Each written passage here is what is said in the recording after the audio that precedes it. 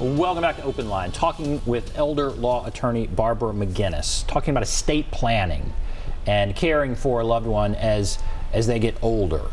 And in that vein, on that topic, all right, estate planning blunders.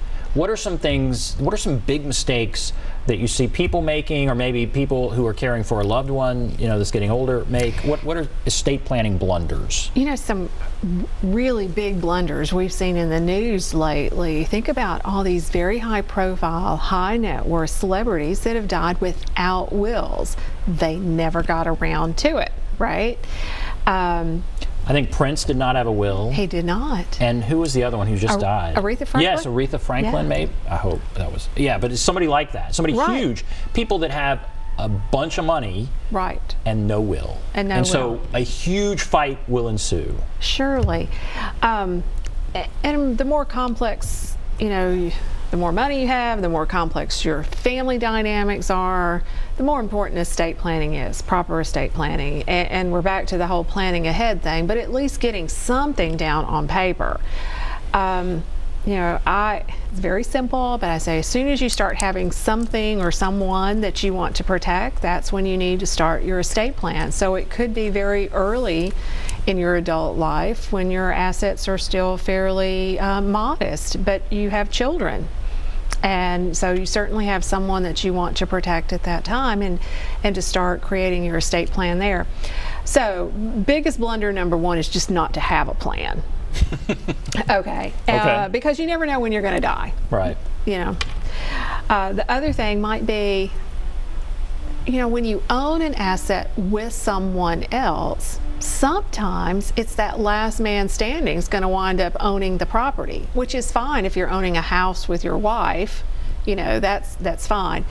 But you know, a lot of times people own houses with their children or own bank accounts with their children. If there's more than one child, then that could have a real impact on your estate plan. Perhaps you have one child that lives locally and is the one helping you with bank accounts, so you put that child as a co-owner on your bank account, but the kid that lives in Kansas, you know, is not a co-owner, right? And you're doing it out of a sense of convenience, but it could have the end result of that could be whomever dies first on that bank account, the remainder is going to own it. Now, every parent thinks their kids are going to do the right things. Maybe they will and maybe they won't, you know, but making sure it's really what you want to happen. The other thing that sometimes happens is not having the right beneficiary designation on documents. Life insurance and retirement accounts like IRAs and 401ks, they pass beautifully by beneficiary designation. It's very smooth transition of wealth at that time if you have the right beneficiary designation there. So a spouse, children in equal shares. But what if you forget to refresh those? Perhaps the spouse is now your former spouse and you forget to revise. You could have somebody inherit that you didn't want to. I mean, that would be one of the biggest mistakes, right? Oh, that'd be a big one. Yeah, you work somewhere for a long time, your spouse is the beneficiary, and then you get divorced and you never change that, and you remarry, and yet it still goes to the old spouse, right? Yes. And you see that probably more than anything. I have seen that. What if you just never fill anything out as far as a beneficiary? Then it passes naturally, right? It would flow into your estate and necessitate a probate, where perhaps one could have been avoided by just completing the forms. You know? Could you fight? How successful would a fight be? You divorced someone 15 years ago. You've been happily married for 10 years. Let's make this so above board. You've been happily married for 10 years. Then the person dies, and the money's with the wife from 15 years ago. Yeah. Is there anything in there that's like gives this new wife, the second wife, a leg to stand on to get that money?